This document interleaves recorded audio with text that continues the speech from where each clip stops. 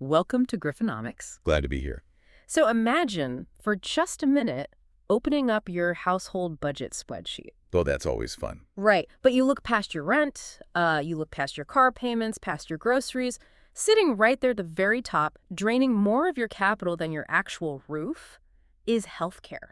Yeah, the single largest financial burden most people carry. Exactly.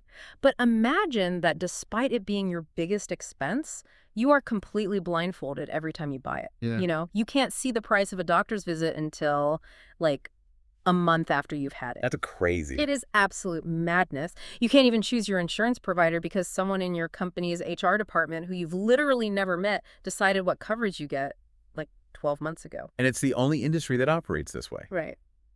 Welcome back to the deep dive. Today we are taking this massive stack of documents you sent us to track a multi-billion-dollar attempt to just detonate that exact dynamic. It really is the defining economic paradox of our time, I think.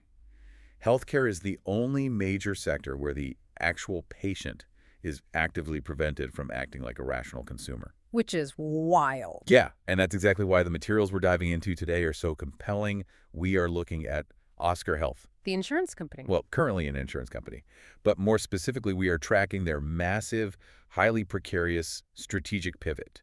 They are trying to transition from being just a standard Affordable Care Act insurer into this comprehensive, consumer-driven health infrastructure platform. A complete inflection point. Exactly. Yeah. One that could either rewrite the rules of American medicine or just collapse under the weight of its own ambition. And to really generate the granular strategic report and investment roadmap you need for this, we pulled from a pretty formidable stack of sources. We really got into the weeds. We did. We've got OSCR Health's 2025 Form 10K, an incredibly revealing April 2026 8K filing, and unvarnished transcripts from recent investor conferences.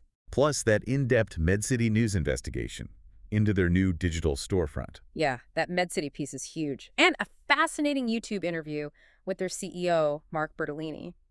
Plus, we layered in some analyst notes from firms like Jefferies and Raymond James. So we have the data, the executive sentiment, and the market analysis. But to understand where OSCR wants to take you, this futuristic, transparent healthcare marketplace, we first have to tear down the walls of how health insurance actually works right now. Right, the 1970s foundation. Exactly. The foundation that all the legacy insurers are standing on. It's what the industry calls the broad network. Broad network. Break that down for us. So if you look at legacy insurers, like the massive conglomerates, UnitedHealthcare, Cigna, Elevance, their entire business model was forged in the fires of the large-scale employer group. Like a Fortune 500 company. Yeah. If you are buying insurance for 50,000 employees scattered across 30 different states, your main goal as an HR director is avoiding friction. You don't want people complaining that their specific doctor isn't covered. Precisely. You want a provider network that includes practically every single hospital, clinic, and specialist in the country. You demand massive breadth. So they just contract with everyone. They try to. The legacy insurers built these massive, sprawling networks to satisfy that specific corporate demand. They want every obscure specialist to be in-network. I mean, the trade-off for that breadth has to be quality control, right? If an insurance company walks into a city and says, hey, we will literally contract with every single doctor here, they have absolutely no leverage. No, they're not. They can't demand better clinical outcomes or lower prices. They're basically just a giant financial funnel. That is exactly the issue. It's a model predicated entirely on maximum inclusion rather than clinical excellence. It tries to satisfy thousands of disparate employees under one rigid corporate umbrella. But OSCR didn't do that. No. From day one, OSCR took a radically different approach.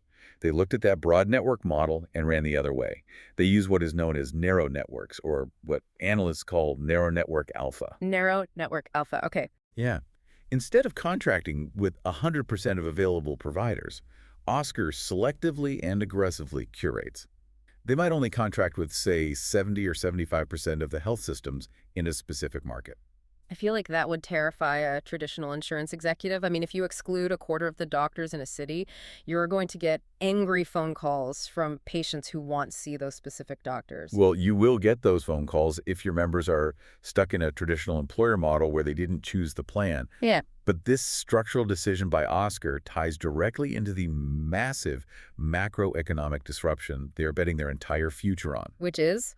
the death of the legacy employer model and the rise of ICHRA. Okay, let's break ICHRA down to its studs, because if you're tracking OSCR's roadmap, this acronym is the entire engine of the story. It really is. So ICHRA stands for Individual Coverage Health Reimbursement Arrangement, which is just an incredibly dense bureaucratic term. It's a mouthful. But it's actually a tectonic shift in corporate finance. It's the transition from a defined benefit to a defined contribution. This shift is essential to understand. Since World War II, America has operated on the defined benefit model. Your employer offers you a benefit, a specific health plan. Maybe they give you the illusion of choice, like pick between this high deductible plan and this slightly higher deductible plan. Right. But ultimately, they're picking the menu, negotiating the rates, and taking on the administrative burden.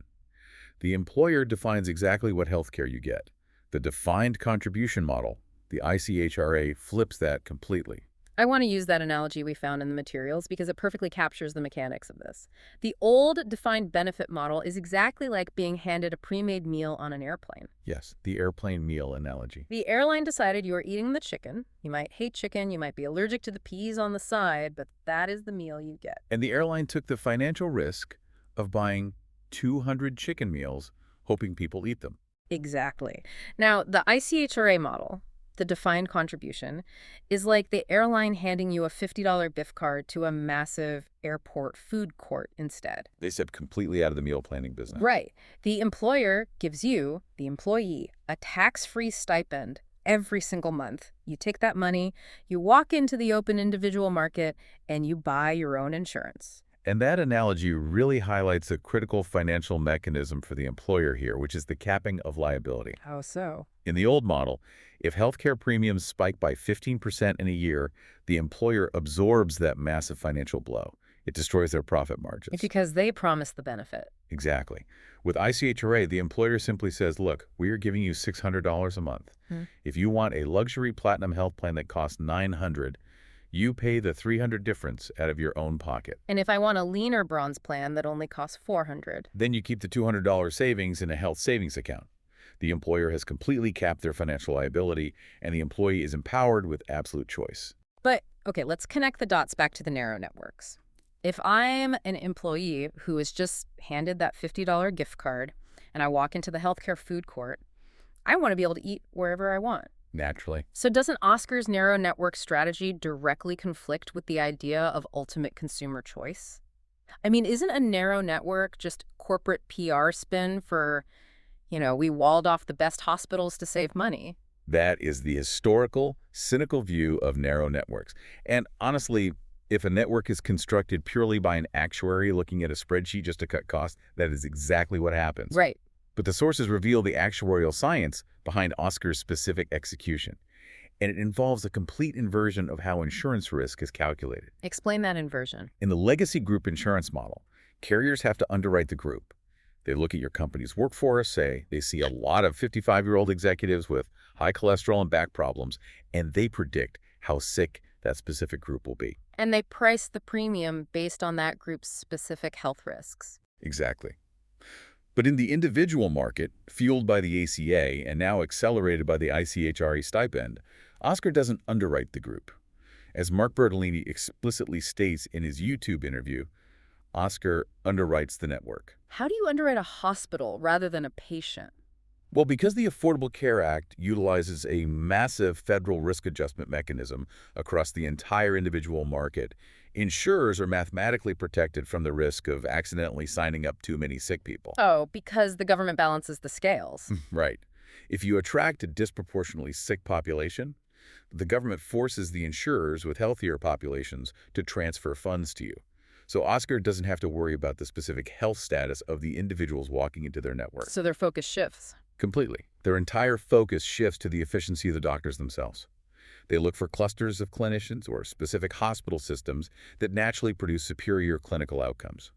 They look for doctors who practice better medicine before a contract is even signed. So if they curate a narrow network of top-tier doctors who don't order unnecessary MRIs, who manage diabetes proactively rather than waiting for an amputation, the health outcomes of the members naturally improve. And better outcomes fundamentally lower costs over time. Okay, so the narrow network isn't a wall keeping you away from care. It's a funnel guiding you toward the most efficient care. Exactly. And the data validates this remarkably well. Oscar boasts a Net Promoter Score, or NPS, of 68. 68. Wait, what's the industry average? To put that in perspective for you, the health insurance industry average NPS is hovering right around 0. 0. Wow. Yeah, many legacy broad network carriers are deeply in negative territory.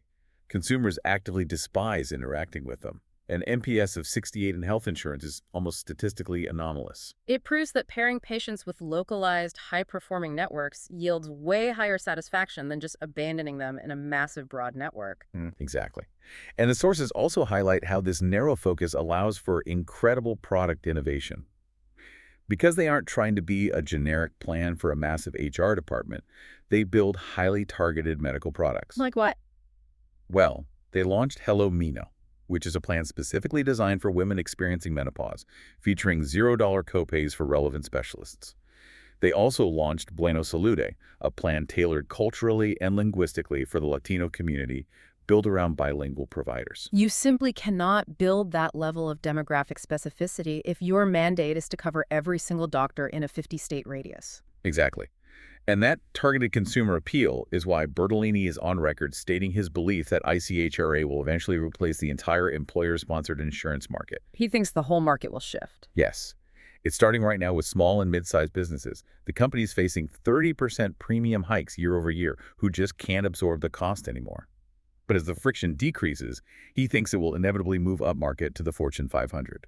And if that macro shift occurs, Oscar's total addressable market expands from just the ACA exchanges to, what, up to 250 million American lives? Up to 250 million lives. That is practically the entire privately insured population of the United States. We are talking about the complete destruction of the business-to-business insurance model. Replacing it with a pure business-to-consumer model. But here is the massive logistical hurdle. If you are going to hand 250 million Americans a tax-free ICHRA stipend and tell them to go shop for their own health care, you can't just hand them a massive, unreadable PDF directory of doctors. No, they would be lost. If you hand someone a gift card, you have to build them a digital mall to shop in. Which is precisely the strategic inflection point we see in April 2026. To capture that massive wave of consumers, Oscar launched a proprietary digital storefront called Lucie. Lucie. Right. And the technological foundation for Lucie wasn't built entirely from scratch overnight. It was built on top of a strategic acquisition they made back in May 2025. Who did they buy? They bought a CMS-approved enhanced direct enrollment company called INSX Cloud. They basically absorbed their regulatory approvals and back-end infrastructure and rebranded it into this highly polished consumer interface. Mark Bertolini repeatedly calls Lucie the Airbnb for healthcare. Okay, I want to pull that Airbnb analogy apart because it is doing a lot of heavy lifting in these analyst notes. It is. What makes Airbnb revolutionary isn't that they build hotels, they don't own any real estate at all. What they do is aggregate a highly fragmented market into a single, aggressively transparent, easily searchable interface. They standardize the transaction. Right. Lucie is designed to do the exact same thing for the individual health insurance market. But the execution of this, and this is the part of the MedCity News investigation that truly stunned analysts, is that Lucie doesn't just sell Oscar health plans. That is the genius and maybe the perceived madness of the platform. Lucie is actively aggregating the enemy. Yes. If you, as a consumer, log on to the Lucie platform with your ICHRA stipend, you will see Oscar plans, sure, but sitting right next to them, fully integrated and transactable, are major medical plans from United Healthcare, from Cigna, from Ambetter, and various Blue Cross affiliates. I have to stop you there and push back hard on this. From a traditional business perspective, this sounds like absolute corporate suicide. It sounds counterintuitive, yes. Oscar is an insurance company that generates revenue by collecting monthly premiums. Why on earth would they spend millions building a storefront only to voluntarily stock the shelves with products from their fiercest legacy competitors? I know, it seems crazy. If I log into Lucie and I buy a Cigna plan, Cigna collects my premium. Oscar loses the core revenue. How are they not just handing their market share directly to their rivals? It's a brilliant question, and it requires us to completely reframe how we view Oscar's business model. They are shifting from being a pure-play product manufacturer to being the toll booth for an ecosystem. The toll booth? Yes. The goal of Lucie isn't strictly to force every single consumer into an Oscar medical plan. The goal is to own the underlying consumer relationship. Let's look at the custom bundling feature on Lucie. Okay. When you log in, you aren't just selecting a single monolithic plan. You are building a personalized healthcare stack. You might use your ICHRA money to buy a high-deductible plan from United Healthcare because your specific pediatrician happens to be in their network. Right, the mix and match capability. Exactly. Yeah. But the medical plan is only one piece of the puzzle. Lucie simultaneously offers a curated menu of supplemental insurance. While you have that United Healthcare plan in your digital cart, Lucie prompts you to add a robust dental plan, vision coverage, and maybe a supplemental hospital indemnity policy from Aflac to protect against the high deductible. And the transaction happens all in one place. Yep. It's literally the Amazon Prime model applied to your health. Amazon doesn't care if you buy an Amazon Basics charging cable or a third-party Belkin cable, as long as you execute the transaction on Amazon.com. They want your credit card on file. They want the behavioral data, and they want to own the checkout cart. Furthermore, consider the integration with Mark Cuban's Cost Plus Drugs pharmacy, which was heavily featured in the sources. Lucie integrates this directly into the consumer's dashboard. Oh, wow. So how does that work? Well, a consumer could be sitting on a Cigna medical plan they bought through Lucie, but when they need to fill a prescription for a common blood thinner like Eliquis, the Lucie platform routes them to Cost Plus Drugs, where they pay $120 out of pocket. Instead of what? Instead of the $495 they would pay if they walked into a traditional brick-and-mortar pharmacy using their Cigna benefits. That is a massive difference. So by divorcing the financing of healthcare, the employer's ICHRA money, from the actual purchasing decision, OSCR introduces ruthless, normal consumer market dynamics. Exactly.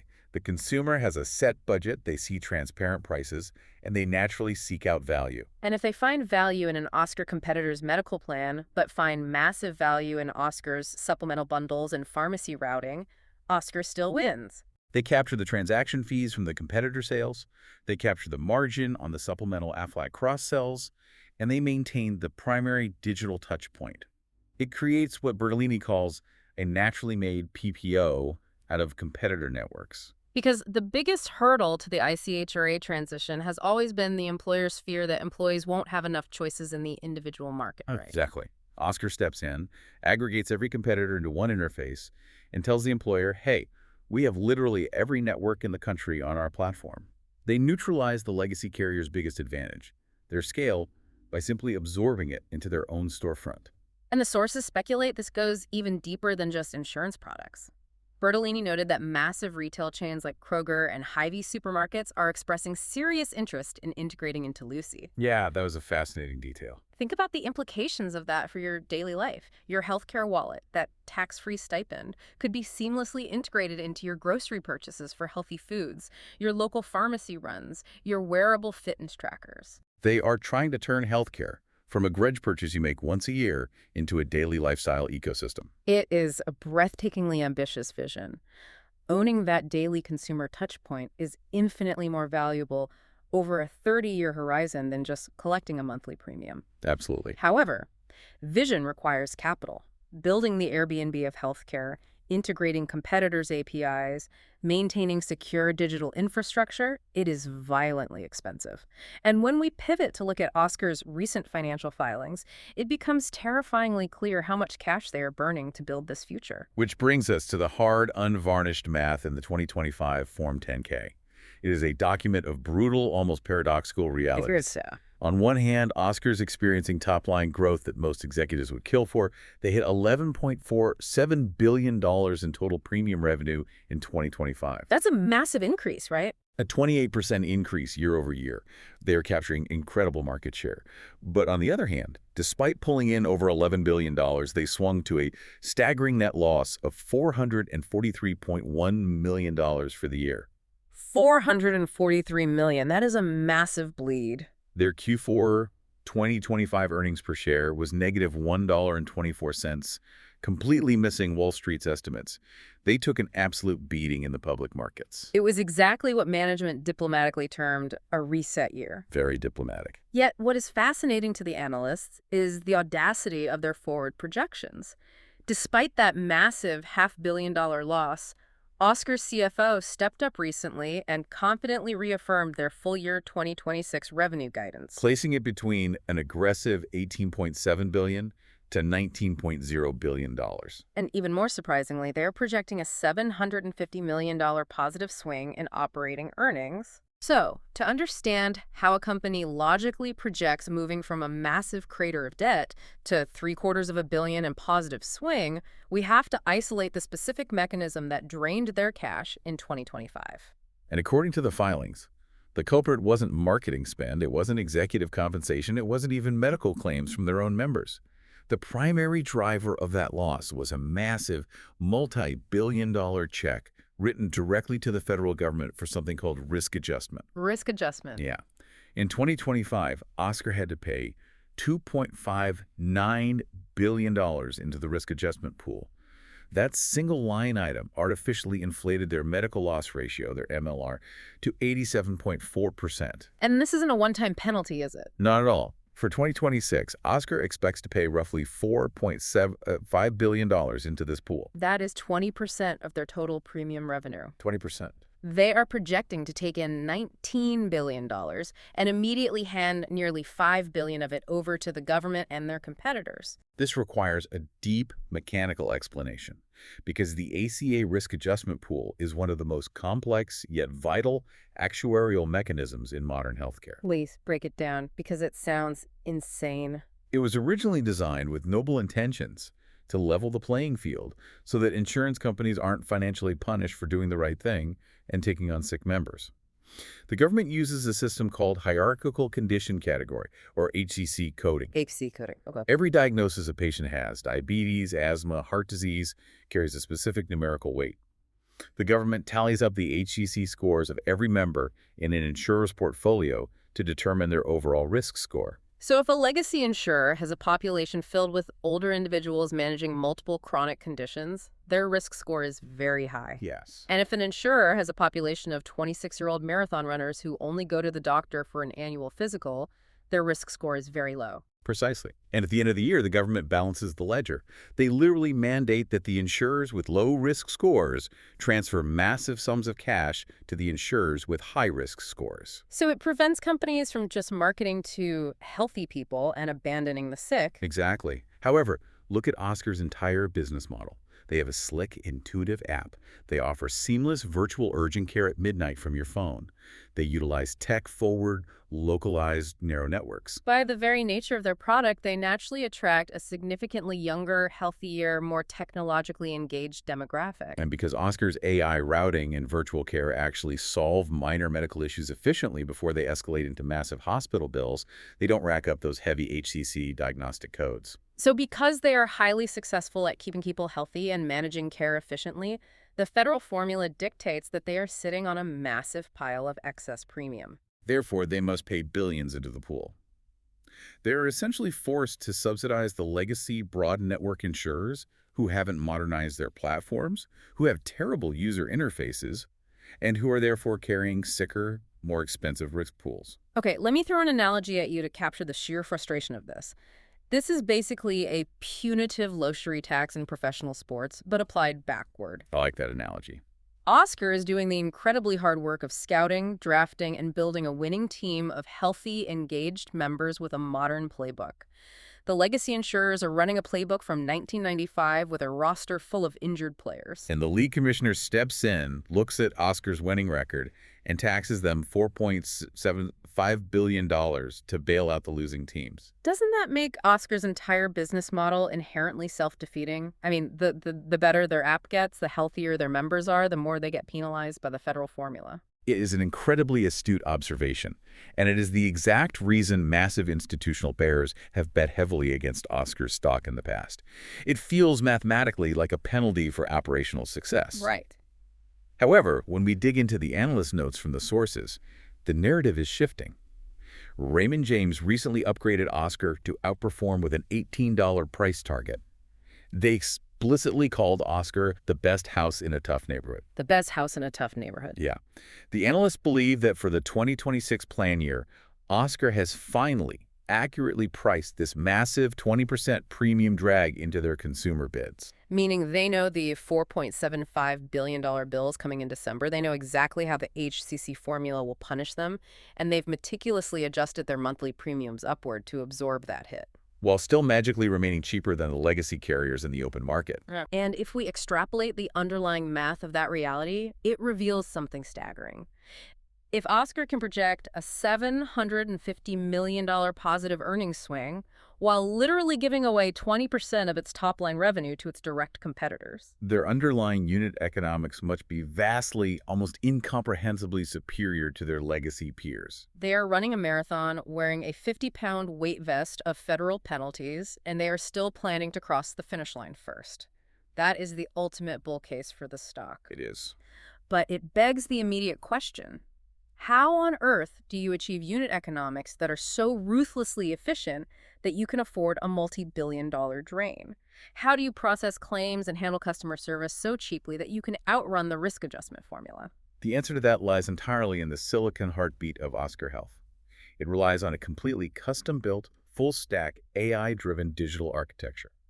Mark Bertolini makes a very bold, historical claim in the source materials. What's the claim? He states, unequivocally, that Oscar is the first genuinely new technology platform built in the healthcare industry since 1972. 1972. We are talking about the era of punch cards and room-sized IBM mainframes. And he's saying the major legacy carriers are still fundamentally running their empires on patched-together versions of that exact same 1970s architecture. And that is not an exaggeration. Legacy carriers often grow through massive mergers and acquisitions. When Carrier A buys Carrier B, they don't rebuild their computer systems. They just build fragile software bridges between two different 40-year-old databases. So the data is siloed and fragmented? Notoriously difficult to parse. Oscar, conversely, built a cloud-native, single-threaded system from day one. Single-threaded means that the system handling a patient's monthly billing is the exact same system handling their clinical utilization management, which is the exact same system processing their doctor's claims. There are no software bridges. It is one unified brain. And that single-threaded architecture is the prerequisite for deploying modern artificial intelligence. You can't train an advanced large language model on a fragmented 40-year-old mainframe where the data is trapped in separate silos. Right. But because Oscar's data is unified, they aren't just bolting a generic customer service chatbot onto an old website and calling it AI innovation. According to the filings, Oscar is currently running over 36 distinct large language models on the back end of their business simultaneously. Wait, 36 distinct LLMs? Yeah, 36. Let's break down exactly what those 36 LLMs are doing, because it goes far beyond answering simple member questions, right? Well, absolutely. They are utilizing deeply integrated RAG pipelines, retrieval-augmented generation, and agentic workflows to automate the most complex, labor-intensive administrative tasks in healthcare. The sources highlight an internal AI tool they built called Super Agent. Yes. Let's look at the metrics on Super Agent, because they are startling. This isn't a bot that patients talk to. This is deployed for their internal service teams. Right. When a complex claim issue arises, say, a provider bills for a specialized surgery, and there's a discrepancy in the coding, Super Agent acts as a digital investigator. It parses the unstructured data of the claim, cross-references it against millions of pages of medical policy and the member's specific benefit plan, and generates an actionable resolution. And Super Agent is currently answering these complex service queries correctly 85% of the time. 85%. How does that compare to the human baseline?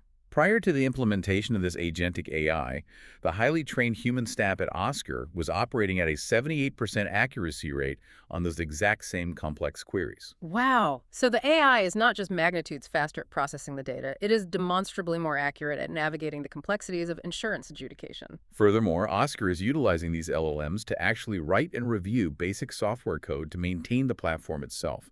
They are using AI to build the infrastructure that houses the AI. And on the member-facing side? They've deployed a bot called Oswell that proactively helps patients navigate their care journeys, automatically import fragmented medical records from different doctors, and prepare clinical summaries before a specialist visit. Okay, when you aggregate all of that automation, the 36 LLMs, Super Agent, Oswell, the automated code generation, how does that actually impact the 10K ledger? It fundamentally breaks the linear relationship between business growth and headcount growth. Historically, in the legacy insurance model, if you added 1 million new members during open enrollment, you had to lease a massive new commercial building, buy 1,000 desks, and hire 1,000 temporary human agents to process the paperwork. Your costs rose exactly in tandem with your revenue. Because of OSCR's AI architecture, they're now managing 4 times the membership they had just a few years ago, but they're doing it with 200 fewer human customer service staff and 100 fewer engineering positions. They scaled their revenue exponentially while their operational overhead actually shrank. That is how you physically manifest a $750 million earnings swing to offset the risk adjustment penalties. Okay, I see the math. The efficiency is undeniable for an investor analyzing a quarterly earnings report. But as a patient, as the singular human being interacting with this system, I have profound apprehension. That's fair. We all know that large language models hallucinate. They make bizarre logical leaps. They confidently state false information. Do you really want a hallucinating AI processing a sensitive claim for your oncology treatment or guiding your healthcare journey when you are vulnerable? It's a scary thought. Efficiency is great for the spreadsheet, but when a patient is scared and sick, they need human empathy, not a highly efficient cost-saving algorithm. That is the essential, critical pushback against the AI revolution in healthcare, and it is a danger that OSCR's leadership appears to be highly cognizant of. They are not blindly handing the keys over to the machines. Do the sources give an example of that? Actually, yes. Mark Bertolini shared a very specific, sobering anecdote from OSCR's internal clinical testing lab that illustrates this exact boundary. They were running a simulated clinical scenario, testing an advanced AI bot's ability to interact with a theoretical patient. What happened? During the exchange, the AI completely failed to recognize subtle, nuanced signs of suicide ideation in the patient's text. It focused entirely on the explicit medical data and missed the emotional subtext. Oh, wow. A nuance that a trained human practitioner or even just an empathetic human reading the chat log would have easily caught. Precisely. The AI lacked the fundamental capacity for human empathy and contextual intuition. Because of stark, terrifying realities like that testing failure, OSCR deliberately and strictly keeps its AI models in an assistive role when it comes to clinical care. So they recognize the limits. They recognize that operational efficiency cannot, and morally should not, replace human empathy in care delivery. The 36 LLMs handle the brutal administrative friction, the billing, the routing, the coding, which frees up the human clinicians and human service agents to actually focus on healing and empathizing with the patient. Keep the AI in the back office, keep the humans in the clinic. That makes perfect operational sense. But looking purely at the business scalability, if Super Agent continues to refine its algorithms, if it moves from 85% accuracy to 92 or 96, the marginal cost of adding a new member approaches absolute zero. They create a level of hyperscalability that legacy insurers, who are still hiring thousands of temp workers every November to process paper forms, simply cannot match. The scalability of that tech stack is their ultimate weapon. But infinite scalability only matters if the market you are scaling into is actually growing, or at least stable.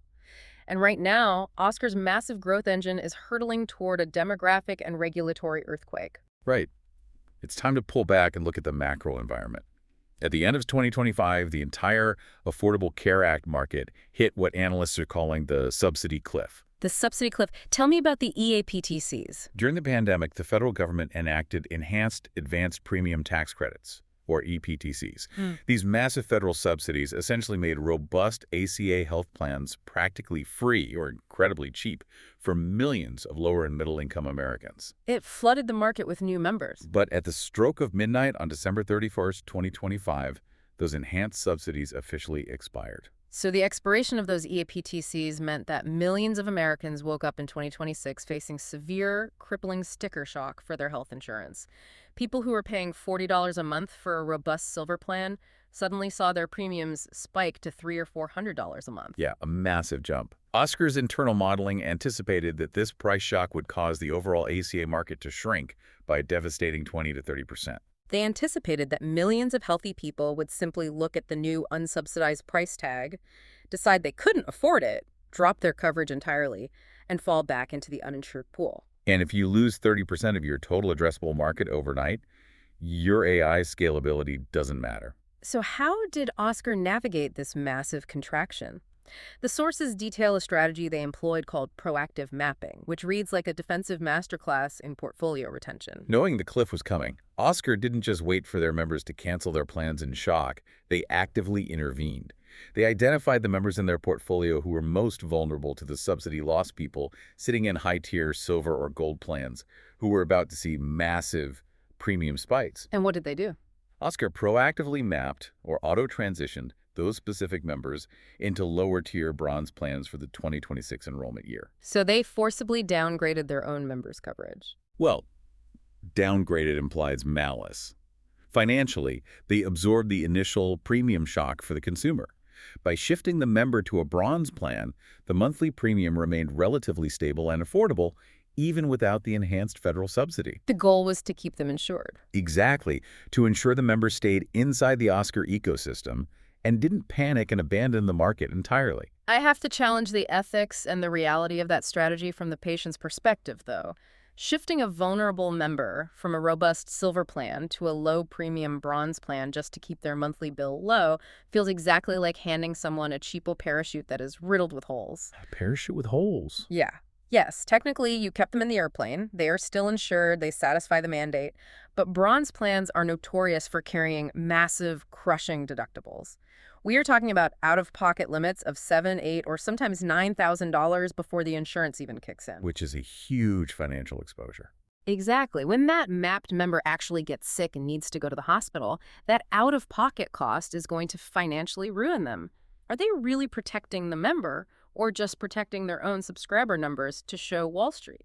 Your critique regarding the massive financial exposure of the bronze plan deductible is absolutely correct.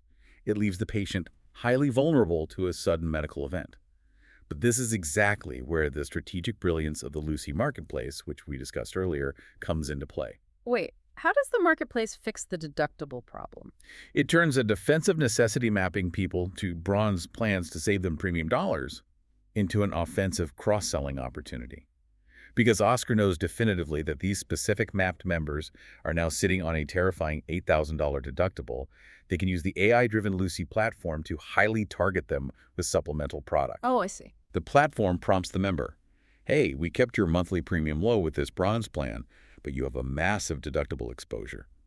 For just $15 a month more, add this supplemental Aflac hospital indemnity policy or this Allstate accident coverage. So they sell them affordable, hyper-targeted ancillary products to literally plug the holes in the parachute. Exactly. The consumer gets a low-premium medical plan to survive the subsidy cliff. They buy cheap supplemental coverage to protect against the catastrophic deductible. And OSCR captures both streams of revenue while keeping the member deeply engaged in their digital ecosystem. That is incredible maneuvering. They engineered a highly profitable product solution to solve their own defensive mapping problem, and the numbers suggest it worked. Yes. Despite the massive market cliff, OSCR successfully retained 3.4 million members through the open enrollment period, stabilizing at an expected 3 million members for the second quarter of 2026. They mitigated the bleeding. But looking at the analyst notes, there is a massive external catalyst hovering over this entire situation. Reports are heavily indicating that the White House might formally propose a 2-year extension of those ACA subsidies. And if the White House successfully navigates Congress and secures that 2-year extension, the entire financial narrative for OSCR Health shifts overnight. The dark cloud of the subsidy cliff vanishes instantly. It would be huge for them. But it's better than that. Yeah. Remember, OSCR priced their 2026 premiums very conservatively. Their actuaries assumed a 20 to 30% market shrinkage, which mathematically means the remaining pool of insured people will be sicker and more expensive to care for. They raised their prices to prepare for a smaller, sicker market. Yes. If the subsidies suddenly return, millions of healthy people rush back into the market to keep their robust plans. The risk pool broadens and stabilizes. And OSCR's highly conservative pricing suddenly turns into an absolute windfall of good risk and massive unexpected revenue margins. But waiting for the White House to act highlights their ultimate vulnerability. While OSCR's leadership is playing 4D chess with AI agents, proactive mapping, and cross-selling supplemental Aflac policies, they are fundamentally tethered to the whims of Washington, D.C. Very true. They are at the mercy of regulatory mandates. Which brings us to the heaviest, most unpredictable variable in this entire analysis: regulatory and political risks. Before we delve into the specific legislation, we need to establish a clear framework for this analysis. When we look at the Great Healthcare Plan, or the OBBDA legislation, Our job here isn't to take a political stance, endorse a policy, or argue the morality of the law. Exactly. We are looking strictly at the math. Whether you love or hate these bills, our focus is entirely and impartially on how this specific legislation physically alters Oscar's corporate ledger, affects their risk pool, and dictates their strategic roadmap. We are looking at Washington strictly as an active variable in the financial model. And the first massive variable we have to process is the Trump administration's proposed Great Healthcare Plan. What's the core mechanic of that proposal? It aims to radically alter the flow of federal healthcare dollars. Instead of routing subsidies directly to insurance companies, the plan proposes shifting federal funds directly into the hands of individuals, while simultaneously redirecting capital to fund state-level cost-sharing reduction, or CSR programs. On the surface, giving funds directly to individuals sounds somewhat aligned with the ICHRA philosophy of consumer empowerment. It does.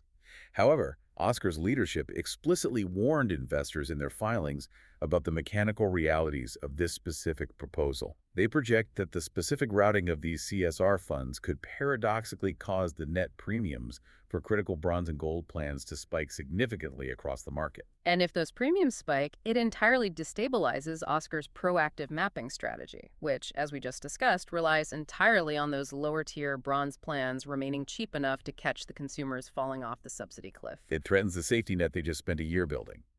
But the regulatory friction goes much deeper than proposed plans. Let's look at the actual legislation that passed. The OBBBA. The One Big Beautiful Bill Act, which was signed into law on July 4, 2025. This act drops a series of massive administrative anvils onto the ACA market. Like what? It mandates far stricter federal verification procedures before any citizen can receive a tax credit. It explicitly eliminates premium subsidies entirely for specific immigrant groups. It aggressively ends special enrollment period subsidies for individuals with incomes below 150% of the federal poverty level. That's a lot of friction. And perhaps most structurally disruptive, for an insurer relying on recurring revenue, it outright bans the automatic re-enrollment of existing members starting in the year 2028. Every single member will have to actively reapply and re-verify every single year. And if you compound that massive legislative friction with the fact that in February 2026, Oscar received a formal congressional subpoena regarding an examination of potential tax credit fraud within the marketplace, you have a perfect storm of regulatory headwind. It is a complex, terrifying web of turbulence aimed squarely at their traditional ACA business. The OBBBA and the Great Healthcare Plan are fundamentally explicitly designed to shrink the overall size of the ACA market and aggressively tighten the federal purse strings. It sounds like a death knell for a company built on the ACA exchanges. It would be if they were still just a traditional ACA insurer. But here's the fascinating, almost unbelievable contradiction at the heart of this regulatory environment. Lay it on me. The exact same political administration that is passing the OBBBA, creating a nightmare of strict verification and aggressively shrinking the market for Oscar's legacy ACA business, is actually highly supportive of the ICHRA model. In fact, it was the Trump administration that finalized the original executive rule creating ICHRAs back in 2019. Let me make sure I'm mapping this correctly. The administration is essentially dismantling the old house that Oscar lived in, the heavily subsidized ACA market, but they poured the concrete foundation for the massive new mansion Oscar is trying to build with the Lucie marketplace and the ICHRA-defined contribution model. That is the ultimate defining irony of Oscar's strategic position. They are being simultaneously hindered and propelled by the exact same political forces. And Oscar is not just passively watching this happen, they are aggressively leveraging this dynamic. Yeah. They are actively lobbying state governments across the country, working heavily in states like Indiana to pass state-level tax credit incentives for small businesses that voluntarily adopt the ICHRA model. They are effectively using the bipartisan political support for individual choice and free market dynamics as a regulatory shield to protect and accelerate their new Lucie marketplace, even as their old business model faces intense existential scrutiny. And if we extrapolate how their specific technology interacts with these new laws, it reveals a hidden advantage. Yeah. Look at the OBBB's strict new verification burdens, or the massive hurdle of eliminating automatic re-enrollment in 2028. Right, the administrative heavy lifting. Exactly. If you are a legacy insurer running a 1970s mainframe, the only way you can process millions of manual re-enrollments and complex identity verifications is by hiring thousands of temporary workers. Your operational costs will skyrocket, destroying your margins. But if you are Oscar and you have 36 large language models and an agentic AI that can automatically parse complex PDF paperwork, verify identities against federal databases, and process re-enrollments at virtually zero marginal cost. Then a severe regulatory crackdown might actually widen Oscar's competitive moat. The harder the federal government makes it to enroll a citizen in healthcare, the more valuable Oscar's highly automated, AI-driven tech stack becomes compared to their analog peers. Regulatory complexity often acts as a massive barrier to entry, crushing less efficient competitors while the technologically advanced incumbents simply write a new software script to handle the friction. Which brings us to the culmination of this massive transition. Having weighed the actuarial brilliance of underwriting the network, the sheer audacity of aggregating competitors on the Lucie marketplace, the staggering $4.75 billion weight of the risk adjustment penalty, and the heavy, unpredictable burden of political mandates, it is time to deliver the final verdict on Oscar Health's roadmap. Based on the aggregate data from the SEC filings, the market analysis, and the technological proof points, the strategic outlook for Oscar is overwhelmingly rated as a high-conviction pivot. High-conviction pivot? Yes. 2025 was undoubtedly a brutal reset year, cratering with a $443 million net loss.